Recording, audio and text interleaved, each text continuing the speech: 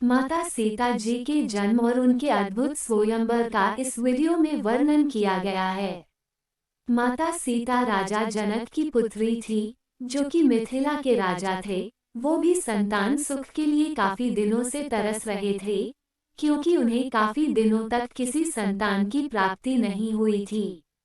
वहीं एक बार जब वे हल जोत रहे थे, तब उन्हें धरती में से सोने की डलिया में मिट्टी में लिपटी हुई बेहद सुंदर एक कन्या मिली थी। तब राजा जनक बेहद प्रसन्न हुए और उन्हें अपनी बेटी मानकर अपने घर ले आए। और फिर राजा जनक ने उसका नाम सीता रख दिया। इस तरह वह धरती मैया से जन्मी थी और उन्हें भूमिजा नाम से भी जाना जाता है। राजा जनक को अपनी पुत्री सीता से बेहद लगाव था। माता सीता को देवी लक्ष्मी का अवतार भी माना जाता है।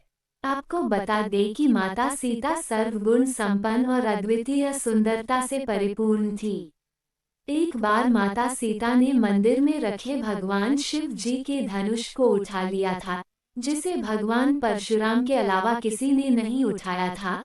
तभी राजा जनक ने फैसला लिया था कि वे अपनी पुत्री का विवाह अपनी पुत्री की तरह किसी योग्य पुरुष से करवाएंगे, जो भगवान विष्णु के इस धनुष को उठाएगा और उस पर प्रत्यंचा चढ़ाएगा। वहीं जब माता सीता विवाह योग्य हुई, तब राजा जनक ने अपनी सर्वगुण संपन्न कन्या के लिए दिव्य पुरुष को खोजने के लिए स्वयंवर रखने का फैसला लिया और फिर राजा जनक ने सीता के स्वयंवर के लिए कई राज्यों के राजाओं को निमंत्रण दिया। स्वयंवर में राजा जनक ने शिव धनुष को उठाने वाले और उस पर प्रत्यंचा चाहने वाले से अपनी प्रिय पुत्री सीता से विवाह करने की शर्त रखी।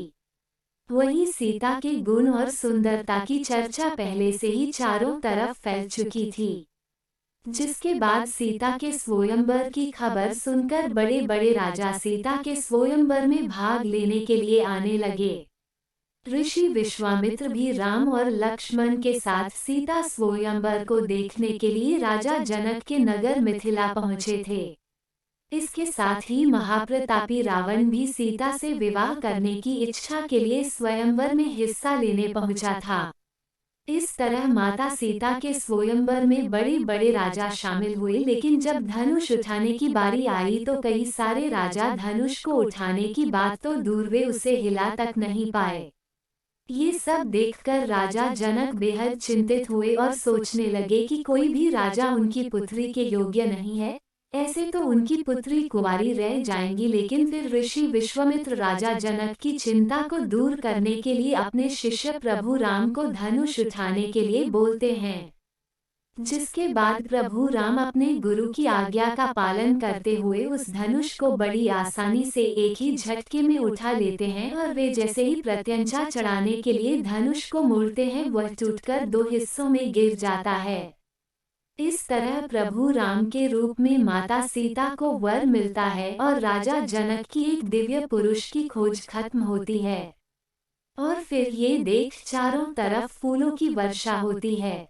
अगर आपको ये वीडियो अच्छी लगी हो तो इस वीडियो को लाइक करें और कमेंट करें। कृपया इस चैनल को सब्सक्राइब करें ताकि आप ऐसे ही वीडियो आप दोबारा देख सकें। धन्यवाद।